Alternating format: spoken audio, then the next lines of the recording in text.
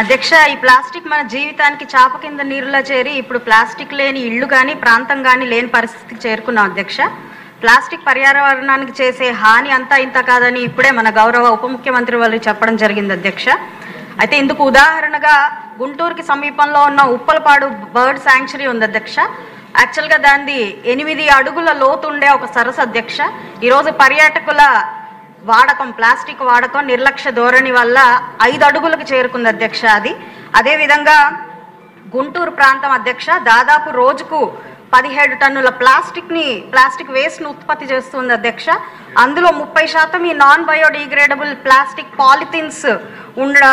Polythene కవర్లు ఉన్నాయి. అధ్యక్ష, మరియు అధ్యక్ష మొన్న కురిసిన చిన్నపాటి వర్షానికే డ్రైన్లు మొత్తం పొంగిపోయి గుంటూరు నీట ముడిగిన పరిస్థితి చూసాం. అధ్యక్ష, అందుకు ప్రధాన కారణం కూడా ఈ ప్లాస్టికే. అధ్యక్ష, అదేవిధంగా సెప్టెంబర్ 15న జరిగిన కలెక్టర్ల సదస్సులో కూడా గౌరవ ముఖ్యమంత్రి వర్యులు చంద్రబాబు నాయుడు గారు గుంటూరు ప్రాంతం ఎయిర్ పొల్యూషన్కి హాట్ స్పాట్గా మారింది అని చెప్పడం జరిగింది. అధ్యక్ష, ఇది తీవ్ర బాధాకరం. అధ్యక్ష, ఈరోజు గుంటూరులో పూర్తిగా ఇలాగా అన్ని ప్రదేశాల్లో ప్లాస్టిక్ లేని పరిస్థితి లేదు.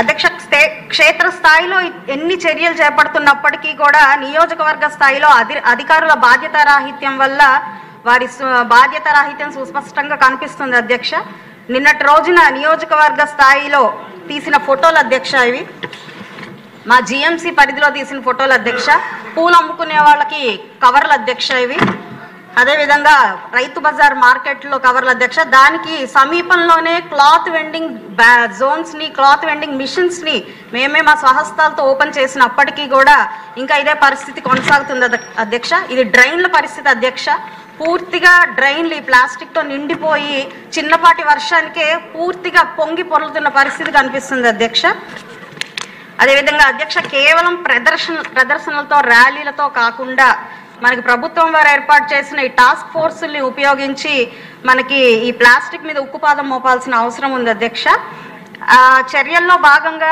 ఈరోజు సచివాలయం నుంచే ప్లాస్టిక్ వాటర్ బాటిల్ని రీప్లేస్ చేస్తూ గాజు సీసాలని వాడడం నిజంగా చాలా అభినందనీయం. అధ్యక్ష, ఇది నిబద్ధత గల ప్రభుత్వానికి నిదర్శనం. అధ్యక్ష, అయితే ఆంధ్రప్రదేశ్లోని ప్రతి దేవాలయంలో ఇందాక గౌరవ ఉప ముఖ్యమంత్రి వర్యులు చెప్పినట్టుగా తిరుమలలో ఏ విధంగా అయితే మనం ఈ చర్యల్ని పాటిస్తున్నామో అదేవిధంగా ప్రతి దేవాలయంలో, అదేవిధంగా ప్రతి పర్యాటక స్థలంలో నో ప్లాస్టిక్ జోన్గా వాటిని ప్రకటించాల్సిందిగా కోరుకుంటున్నాను. అధ్యక్ష, అదేవిధంగా ఈరోజు ప్లాస్టిక్ని నిషేధిస్తూ ఫుడ్ ప్యాకేజింగ్కి, అదేవిధంగా ఫుడ్ పార్సలింగ్కి కూడా ప్రత్యామ్నాయ మార్గాలు చూస్తూ ఈ ప్లాస్టిక్ని నిషేధించాల్సిందిగా కోరుకుంటున్నాను. అధ్యక్ష, ప్రకృతికి మనం ఏమి ఇస్తామో తిరిగి మనకు అదే ప్రసాదిస్తుంది. అధ్యక్ష, పర్యావరణాన్ని ప్లాస్టిక్తో ముంచివేస్తే మనం ప్లాస్టిక్తో చేసిన పీపీఈ కిట్లు వేసుకొని బ్రతకాల్సిన పరిస్థితి మాత్రం ఖచ్చితంగా వస్తుంది. అధ్యక్ష, అది మనము మొన్న కరోనాలో చూసిన పరిస్థితి మనందరికీ తెలుసు. అధ్యక్ష, అలాంటి పరిస్థితి మనం ఇంకొకసారి ఇలా ఈ ప్లాస్టిక్ వినియోగం ద్వారా తెచ్చుకోకూడదు అని చెప్పి నేను కోరుకుంటున్నాను. అధ్యక్ష, ఇది మనం గత కరోనాలో చూసిన పరిస్థితి. అధ్యక్ష, ఈరోజు ప్లాస్టిక్ ద్వారా ఇలాంటి పరిస్థితి మళ్ళీ మనం తీసుకురాకూడదు అని చెప్పి